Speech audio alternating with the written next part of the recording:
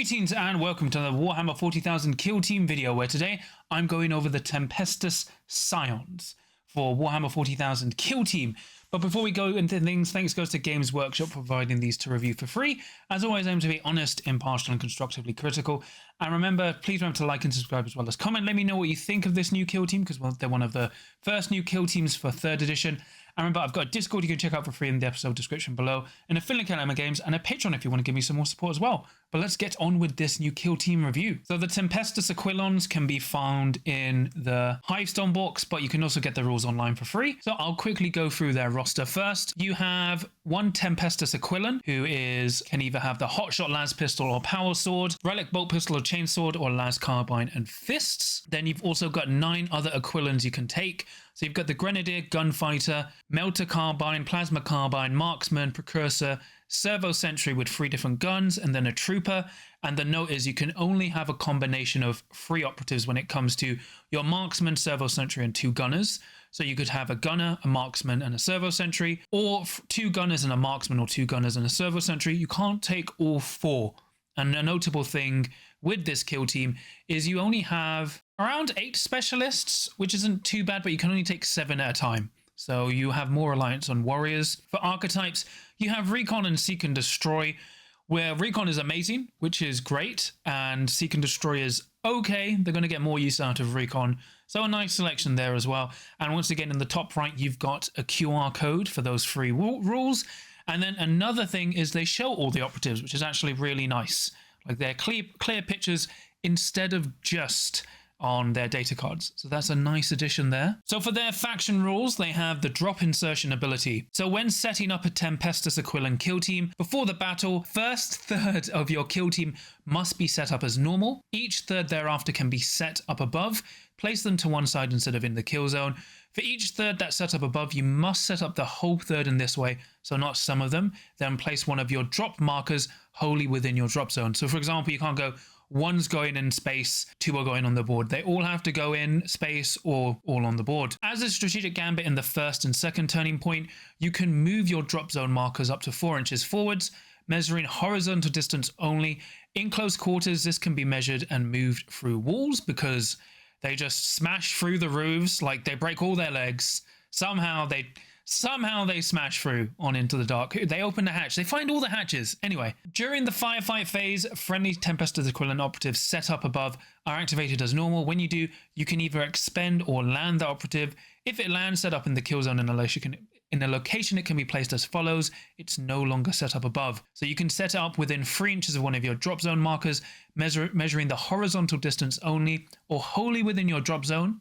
So you don't have to just drop where the markers are. Not within control range of enemy operatives unless you're the Precursor. Within no part of its base underneath vantage terrain, so it has to all be in the open, with an order of your choice. The operative is treated as performing the reposition action, so you spend the action point accordingly, then continuous activation as normal.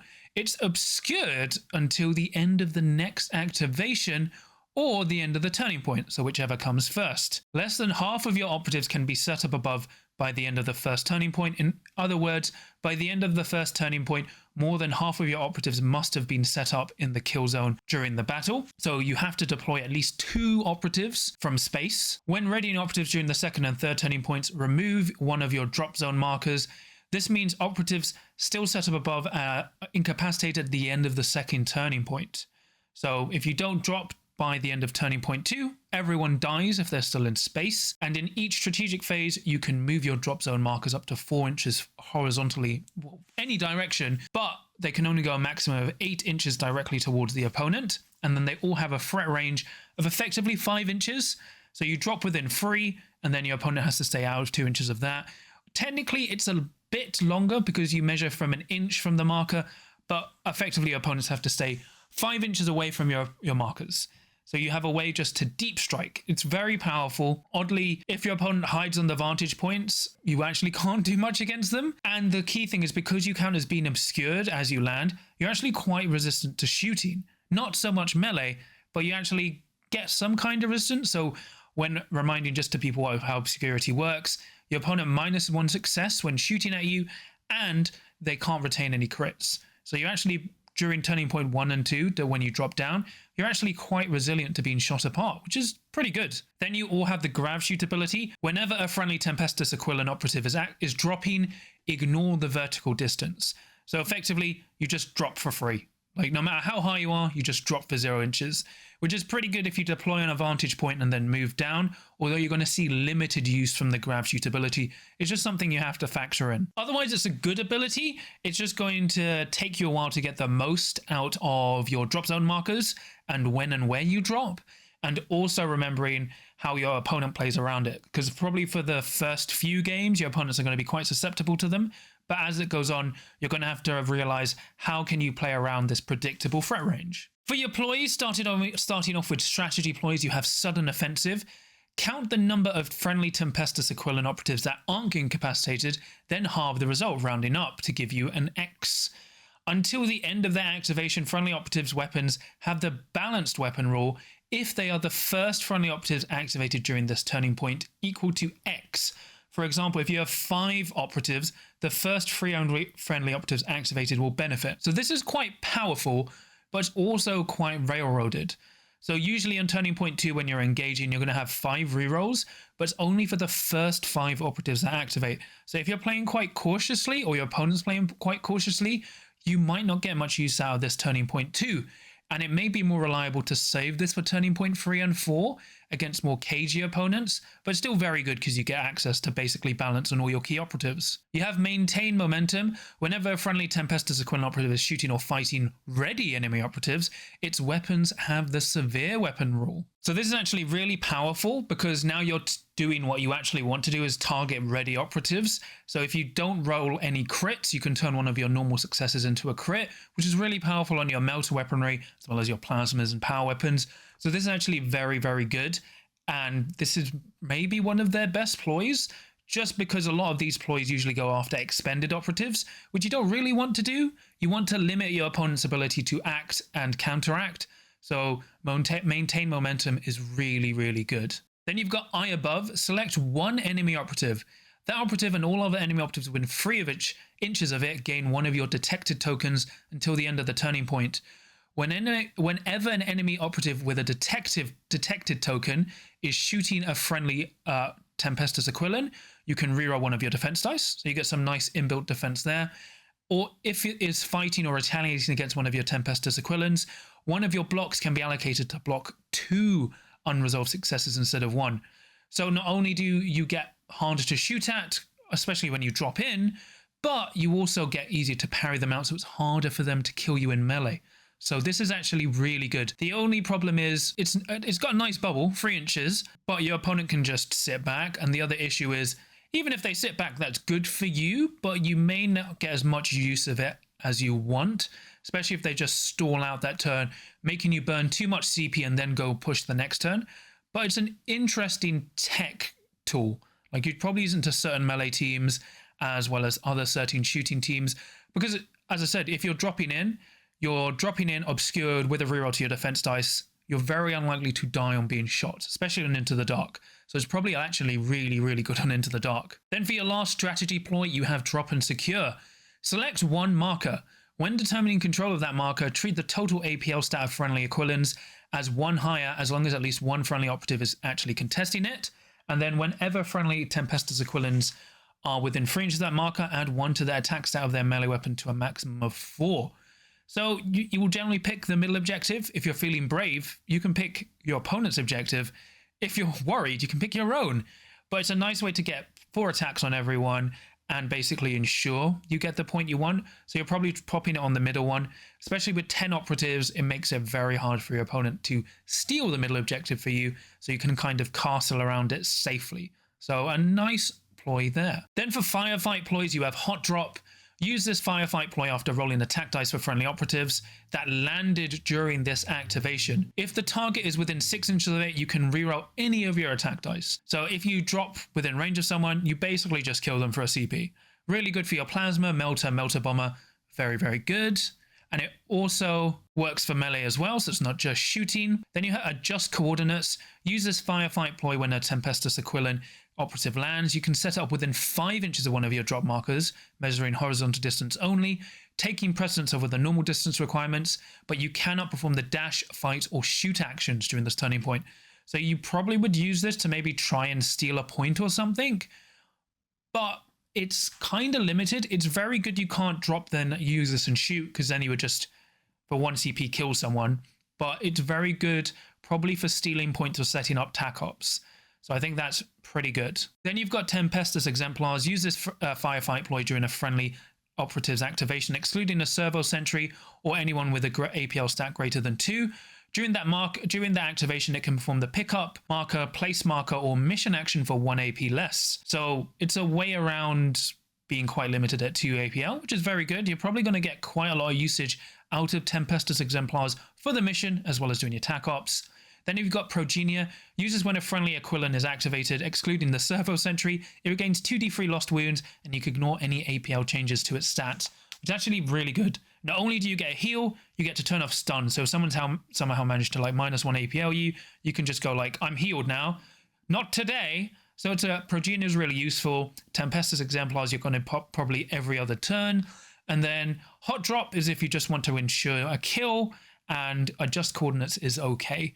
I think you're actually not going to get much use out of Hot Drop and Adjust Coordinates, but you're going to get a lot of usage out of Tempestus Exemplars and Progenia. Starting off with Operatives, we have your leader, Aquilon Tempestor. They are free APL, 6-inch move, 4-up save with 9 wounds. So they have basically everything hits on freeze. So it's a common trend you will notice with leaders now. No leaders hit on 2 if you're new to the game. Well, if you're returning to the game. Otherwise, they will hit on freeze. I personally prefer the Las pistol with power weapon, just because the power weapon is 4 attacks in on freeze, 4/6 lethal 5-up, whereas the relic bolt pistol is quite interesting at 3/5 or lethal 5-up, but the chainsword is just okay. I guess depending on the breakpoints you may want the relic bolt pistol, but I prefer the power weapon. Then you've got Tempestus Veteran. Once per battle you can use a firefight ploy for 0 CP if this is the specified operative, or the command reroll firefight ploy for 0 CP if this operative is the attack or the defense dice was rolled for. So once per battle, you just get a free reroll. This actually be pretty good if they're injured, because then you go like, I'm healed 2d3, ignore stun. Can't work on the -1 APL, like the easier for use of mission actions. But it's interesting. I think you're more going to get use out of the command reroll, but it's a nice ability to have. And then they also have the command rule. So for 1 action point, select a friendly operative within 6, excluding the servo sentry, add 1 to the APL stat until the end of its next activation. So they're basically a walking comms, which makes this leader very weird. They are technically your best melee operative, but you want to run them as support. So you may actually want to run them with the Hotshot Las Carbine. But because the Hotshot Las Carbine hits on freeze, you probably will never do that because that's quite suboptimal. You're probably always giving the melee option and just like moving around, securing points when needed with the command, maybe pushing, like punishing defensively. But the leader's quite weird because they want to be aggressive, but at the same time want to be defensive. But otherwise, they're neat. They're also, everyone's on a 28mm base. Then you've got your Aquilon Grenadier, who has 2 APL, 6-inch move, 4-up save, 8 wounds. This is the standard profile for your whole kill team. Most leaders don't normally get +1 APL, but your leader gets +1 APL, and every other leader gets +1 wound. So the Grenadier has a Hotshot Las pistol, which is a bolt gun, well, bolt pistol effectively. Then a Melter Bomb, which is 4 attacks hitting on freeze, 5 free, range 3 inches, devastating free, heavy, so you can only reposition when you do this, and it's limited 1, and it has piercing 2. So if you're shooting against a ready operative and you don't roll any crits, you turn this into a crit. The main problem this operative has is because you can't like move and dash and then throw it, your Grenadier is a trade piece. The Melter Bomb is great, but your opponent can kind of stay around this. So what you may want to do with the Grenadier is to drop it in your first group so it can just like move and dash and then get the +1 APL to like do stuff around. The only issue is just like it's actually quite hard to get it into position against a very defensive opponent, but otherwise it's great. It's also a Grenadier, so this operative can use the frag, crack, smoke, and stun grenades, a universal equipment. Doing so doesn't count towards any limited uses you have, i.e. if you selected those grenades for equipment or other operatives. When this operative is using a frag or crack, you improve your hit stat by 1, so it's crack and frags hit on freeze, which is really good in case it keeps surviving the Melter Bomb. But if you give it, let's say, +1 APL, or you're somehow within range when you activate, you can throw a bomb, and then throw a smoke or a stun. Or let's say you've got 3 APL standing still, you can throw a melter bomb, throw a smoke, throw a stun. So you've got some utility with that there if you can give the melter bomber +1 APL. So it's not useless to give it +1 APL. It's actually an interesting utility piece. Then you've got your gunfighter who has 2 hotshot las pistols. So it has the focused mode, which is 4 attacks hitting on freeze, 3-4, range 8, ceaseless rending, which is pretty good. Then you've got the salvo mode, which is 4 attacks hitting on 4s, 3-4, range 8, salvo. So salvo, you select up to 2 valid targets, shoot with this weapon against both of them in any order of your choice, roll each sequence separately. So the only wording here, I don't know if it's 2 different valid targets, or can you pick the same target twice? I assume because it has to be 2 valid targets, you can't select the same target twice, but some clarification there would be nice. And then you've got hotshot las pistols at point blank, which are 4 attacks hitting on 3-4 ceaseless. So no matter what, this person has pistols, which is really good. Gunfight. Whenever an enemy operative within 8 inches of the operative shoots at this operative, keep track of the attack dice that are discarded as a fail. After the action, before incapacitated operatives are removed, including this one, if relevant, this operative can perform a free shoot action, change its order to engage to do so, but can only target that enemy operative within its hotshot las pistol's focused range, and you can only roll a number of attack dice equal to the opponent's discarded attack dice +1 to a maximum of 4. So this is really interesting. It's kind of like an improved way that how the Kroot Pistolier works from 2nd edition. So the interesting thing is, even if you're on conceal, someone shoots you, before you die you can flip to engage, and if they've only rolled 1 miss, you roll 2 dice. If they rolled 3 misses, you're rolling 4 dice. So the gunfighter is actually quite powerful in a way, at least chipping stuff away. The only problem is someone is 9 inches away from it, then your pistols are just effectively useless, but it's still an interesting operative nonetheless. Then you have the gunner. They can either have the melter carbine, which is 4 attacks hitting on 3, 6-3, range 6, devastated 4, piercing 2, which is amazing, especially with your strategy ploy. Then you have the plasma carbine, which is standard, 4 attacks hitting on 3s, 4-6, P1, piercing 1. Then you can supercharge it for 4 attacks hitting on 3s, 5-6, hot, lethal 5 up, piercing 1. Now, because you hit on 3s and you have so many rerolls, this is actually probably worth going hot all the time, because only on a 1 or 2 you will take at most 4 wounds, and because you have 8 wounds, you just go down to 4, so you won't be injured because you're not below your half of your starting value. So this faction can actually get a lot out of your plasma just always going hot. You always take these, you always take both of these.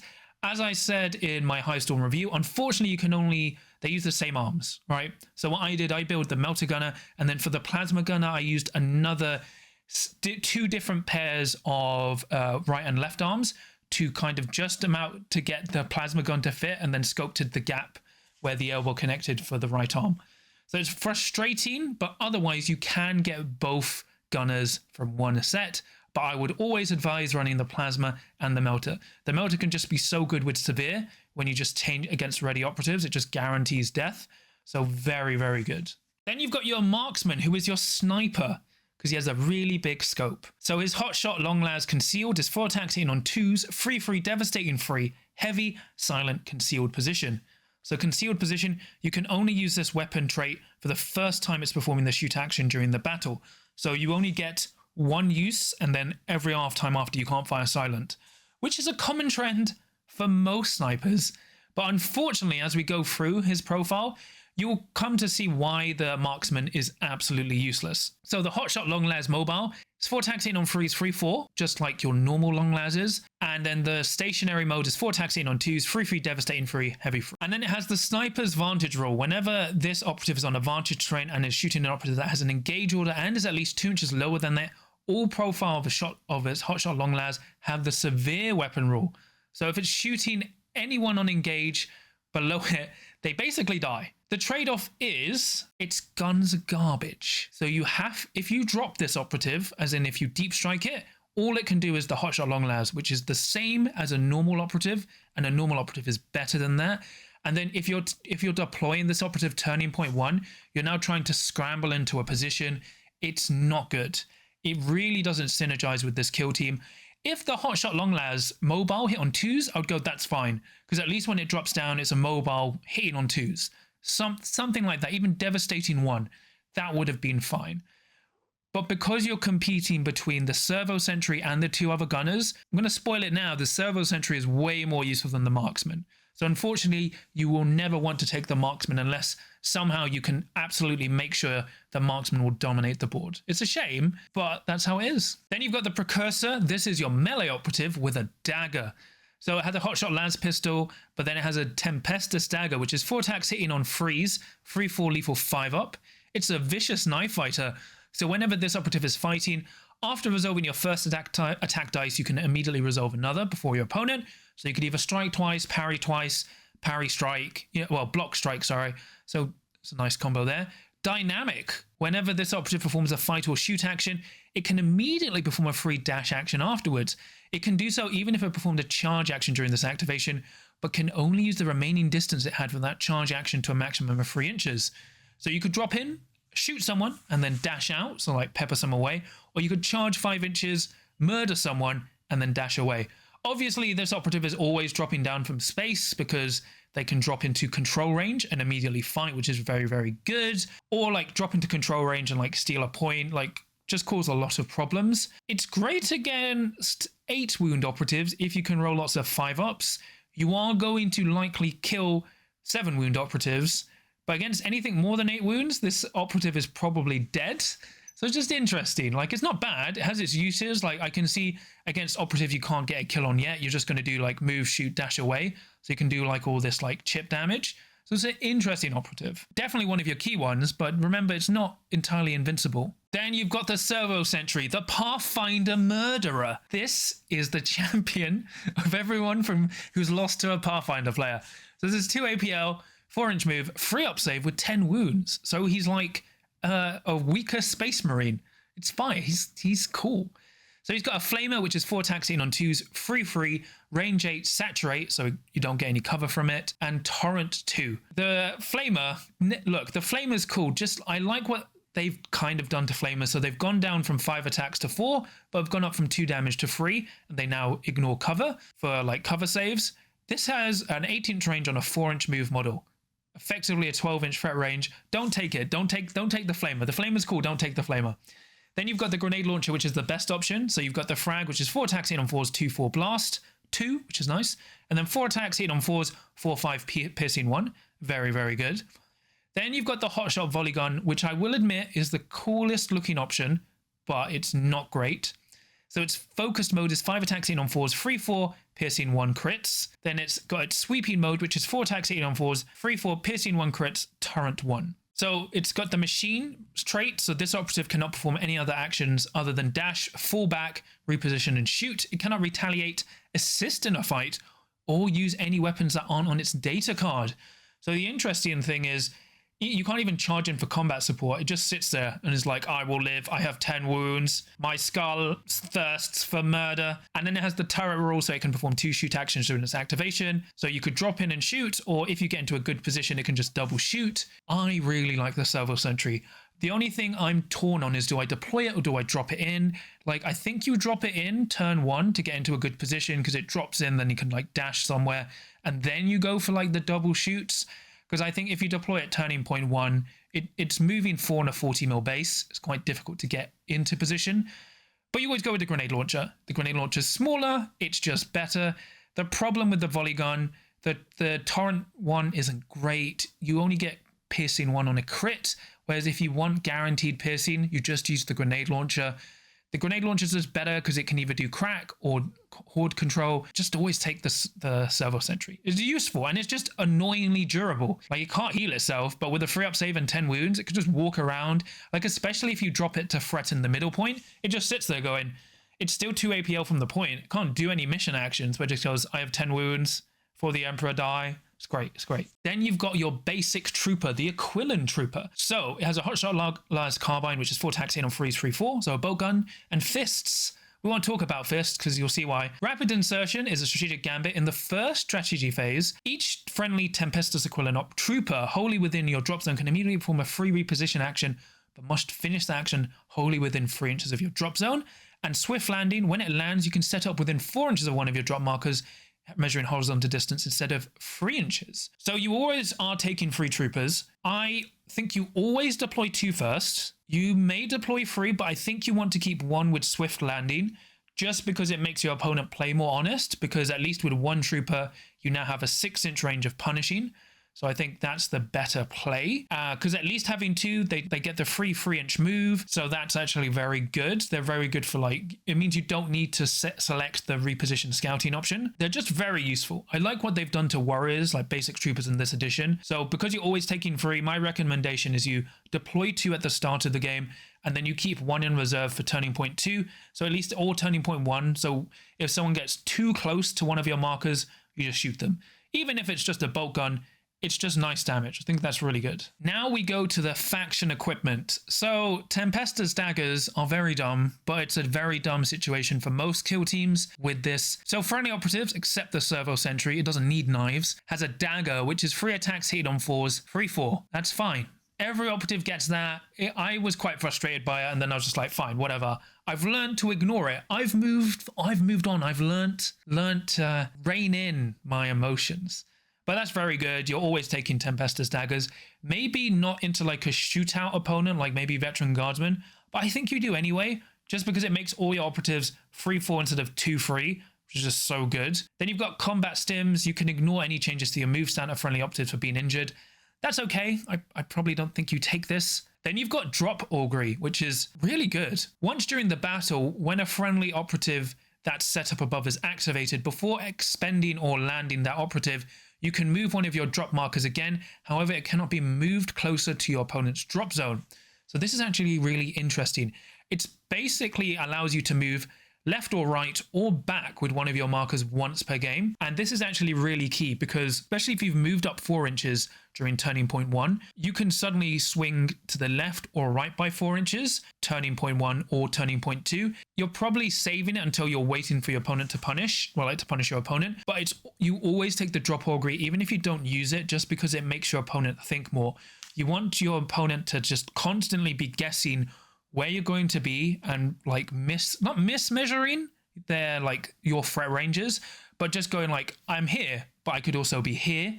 And then this turning point, next turning point, I could also be even further forward there or save it for next turning point. So you're always taking the drop augury. Then you've got the remote overseer. Once during the battle when rolling off to decide initiative, you can reroll your d6. You always take remote overseer. Like, they have a good selection of faction equipment. Personally, I would always take the daggers. Well, I would always take the drop augury and the remote overseer. Those are just very powerful pieces of equipment for your kill team, especially drop augury, because the main problem you're going to find against good opponents and opponents who play the game long enough will know they just have to sit back and wait. So you need to find ways to punish them. And then the daggers, you probably always take the daggers, but you may leave them out like, I guess, into Pathfinders, very dedicated shooting teams, but I think you still take the daggers. So you have 1 equipment left over. So you could take 2 cracks, you know, some other equipment. It'd be fine. But I don't recommend taking combat stims. But otherwise, a good selection of faction equipment there. And then you have the designer's commentary, which is just really useful. So it explains the lore of the kill team and a lot of their rules and how their unique stuff works. It explains how you get the most out of your kill team and what to watch out for, which is really cool. The fact they've also done this for the other kill team, the Vespid Stingwings, is really great. And hopefully it continues with future kill teams, which I think it will. It's really nice instead of this being just like a video. It would be really cool if this happened to Warhammer 40,000 as well.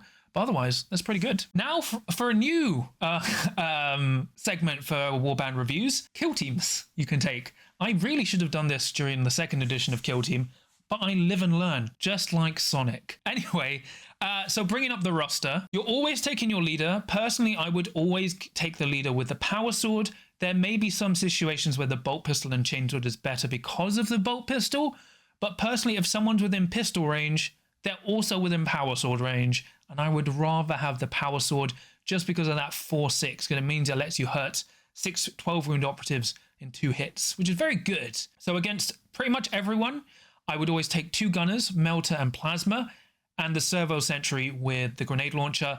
I would never take the marksman. Unfortunately, the marksman just isn't good. And if you're into like a very tough melee team, you may not even want to take the precursor. You may drop the precursor for another trooper, but I think the precursor is so useful because they can drop into engagement range. You kind of have to take it.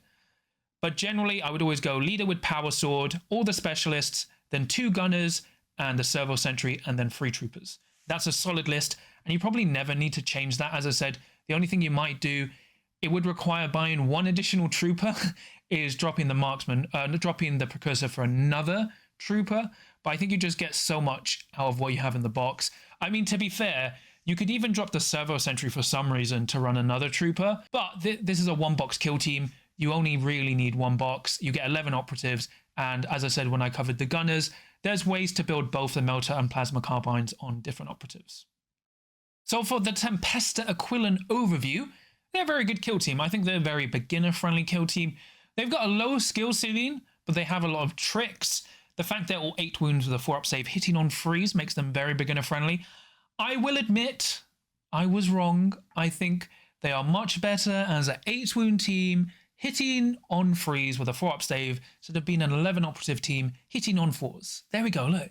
We're all learning with the new edition. We're all improving. I do think this kill team is going to dominate for the first month or 2, especially in for new players. And then people are going to realize your biggest weakness as the Aquilons is just if you don't engage them for turning point 2, right? A lot of your tac ops are based on killing. So you might move to going for tac ops that don't base on kills. And then you may go 2 points ahead on the primary on turning point 2. But the problem you'll have to learn around playing how your drop markers work when you use that once per game augury move, and when you play against opponents who really respect your threat range and don't engage you turning point 1 and 2. This is the biggest problem in Tempestors. They're very a tempo-based team. They're great at killing readied operatives, which is a rarity we've seen with modern kill teams. The trade-off is, if you're going to do that kind of push, your operative dies. And it's actually really hard for you to move up the board unless you're already on the field at the start of the turning point. So you may actually want to, instead of saving your gunners for dropping turning point 2, you may drop them turning point 1, so your leader can give them +1 APL. So the next turning point, your melter gun could move dash shoot and melter gun someone, or your plasma gunner, or vice versa. So it's really difficult. That's why I think you're going to destroy people first month or 2, and then people are going to figure out, oh yeah, if I just sit back and do nothing, I beat this kill team, because now I know where all your 10 operatives are.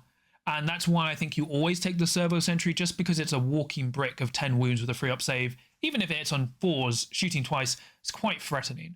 So I think the kill team very good overall. It's got a lot of nice, neat tricks. You will find you're quite CP intensive, and you generally want to take the initiative to get those kills, especially against enemy teams you out-activate, because a lot of your ploys, getting severe against readied operatives is huge. It's very, very good. So it's an interesting kill team. I think the way, as I described it, has a low skill ceiling, but will end up being quite predictable, which I think is fine for a starter kill team. I think it's really good. I also do like the look of it. I think they're a really fun looking kill team. I built them all with helmets. If I had more time, I was going to admech them up, use admech heads and try and work on the bodies. And the other great thing is a 1-box kill team. So you only really need 1 box. And if you wanted to use another warrior, you could just use the sniper as the warrior. No one would really care. But yeah, it's really cool. The equipment's good. Good. All overall. Really nice to see from a starter kill team. But that's pretty much it from me today. Please let me know what you think of this guide. Did you find it useful or helpful? Let me know. Did you really like that I've added what kill team to select now? And remember, I've got a Discord you can check out for free in the episode description below, an affiliate Aquilon Games, and a Patreon if you want to give me some more support, and I'll quickly shout out my patrons. So for my adepts of the crit, I have Tom, Supercow, Stephen, Sam, Nick, Mr. Meatwad, Mercenary Q, Lucas, John Thomas, Graham, Fangzoo, Dave Meatswell, Dad of Goldens, Chris, and then for my veterans of the crit, I have Samja and Ryan. So thank you so much for all your support. It really means a lot to me and helps support the channel. So hopefully I have some painted Scions to show off.